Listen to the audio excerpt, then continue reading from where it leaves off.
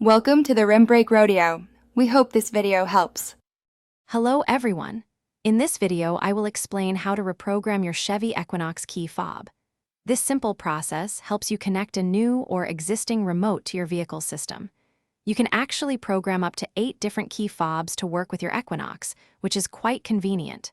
Before we begin, please gather all the key fobs you intend to use, as you will need them throughout the programming sequence. Let's get started with the first step. To begin, please enter your vehicle and make sure all the doors are completely closed. Next, insert your key into the ignition and turn it to the on position, but do not start the engine. You should see the dashboard lights illuminate. Now, use the vehicle's information buttons, typically found on your steering wheel or dashboard, to scroll through the menu until you see the message press to relearn remote key or relearn remote key displayed.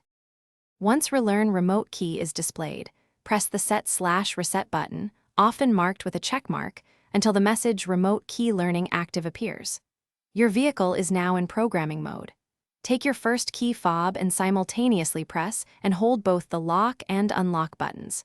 Continue holding them for approximately 15 seconds. You should hear an acoustic signal, typically 2 beeps, indicating that the key fob has been successfully programmed. Repeat this step for any additional key fobs you wish to program.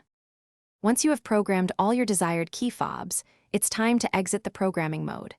Simply turn the ignition to the off position and remove the key from the ignition. This action will save all the newly programmed key fobs to your vehicle's system. Finally, take a moment to test each key fob individually.